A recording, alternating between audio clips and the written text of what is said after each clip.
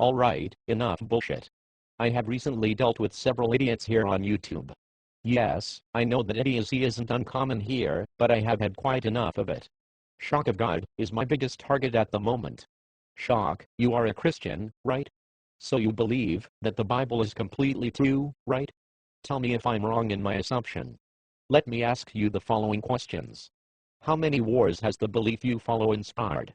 How many people have been tortured and or killed in some grotesque manner because of the Bible and its tenets? How many people have been subjugated and mistreated as a result of your divine message? How many barbaric systems has the Bible justified? The Bible condones slavery in many places, says that women are the property of men, and says that children are the property of their parents, and can be bought and sold. The Bible clearly says that children are to be stoned to death for disobedience to their parents, as are homosexuals, people of other faiths, including family members, and various others. It says in Leviticus, one of your guy's favorite books, that if the daughter of the priest becomes a disgrace to her father, she is to be burnt with fire, presumably alive. Many times in the Bible people are burned alive by a god, or by his followers. In some places children are made to kill people. Your holy book has inspired people for the last several thousand years to torture and murder people, usually by burning or boiling them, but other methods such as burial alive were also used by followers of the Bible. The people who were killed and or tortured were not all adults. Some children and teenagers were also burned alive in parts of Europe because of the teachings of your holy book.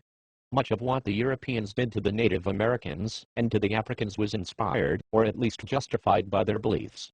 To this day, as Church of Kali 66619, MacNuts, and a plethora of internet articles including some from the United Nations and various humanitarian organizations pointed out, there are still children and adults being burned alive in the name of Jesus Christ.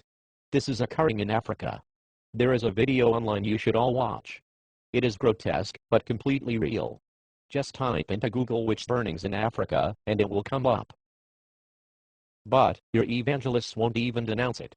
They don't care. They probably support it. Only one group of evangelists denounced it, and it was more of a cop-out really. Here's his response. Well, we've lost touch with those African branches over the years.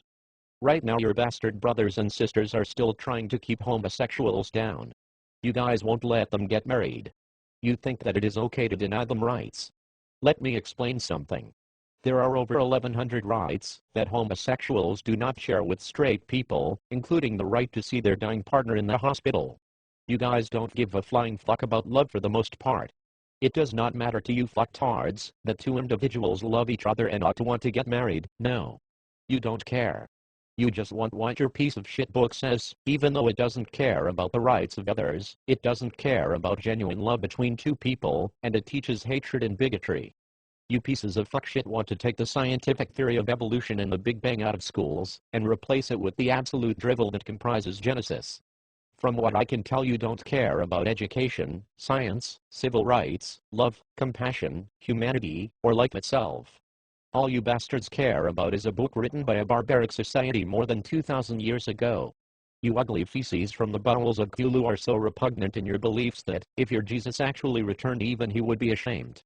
And why shouldn't he be? His book has ruined the lives of people for more than 2,000 years.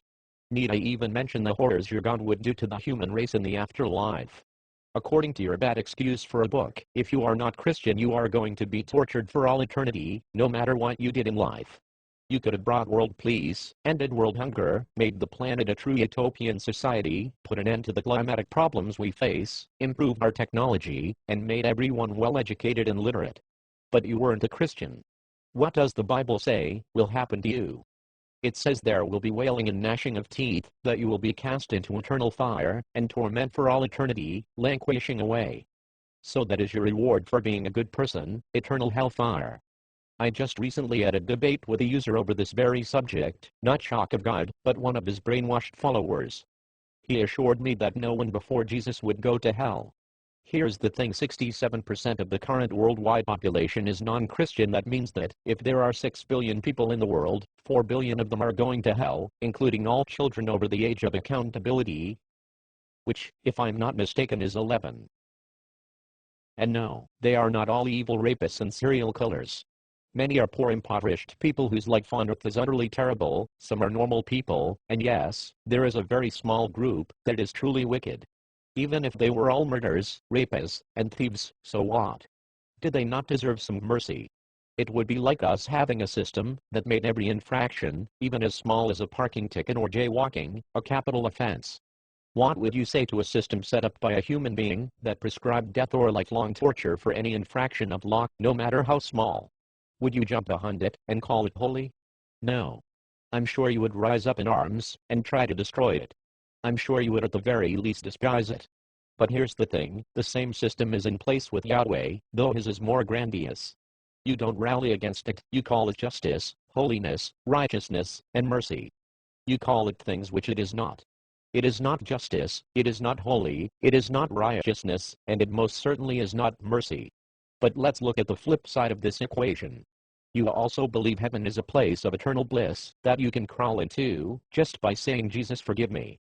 Okay, so you could take over the world, enslave all humanity, rape little boys and girls daily, burn people alive on a daily basis, and then completely annihilate the human race after a decade of torturing them, kill all the animals as well, basically be a horrible amalgamation of Hitler, Stalin, and Final Fantasy VI's Kefka, and all you have to do to enjoy eternal blisses? Right, before you die, say, Jesus, forgive me for my sins. In what way does that sound just? That would be like giving Hitler the Nobel Peace Prize, and all of the Nazis Congressional Medals of Honor. How can that even slightly be justified? Do we even need to get into the scientific problems with the Bible? I don't think we do, honestly. They are so blatantly obvious it makes my skin crawl even thinking someone could actually believe in any of this absolute drivel. Even the actions of the Bible's believers aside, the Bible itself contains numerous examples of God massacring the innocent. As a final note, I would like to say that I do not hate Christians themselves. I hate the Bible, I hate their God, I hate their religion, but I do not hate them. They are people like anyone else, wrong people, but still people. I honestly don't mind the spiritual Christians who believe in God and worship Him. What I do have the problem with are the Christians who spread the nonsense of the Bible around, who hate gays, non-believers, and science. Well, I have exploded for long enough, so I will talk at you later. Hail Satan and auf Wiedersehen.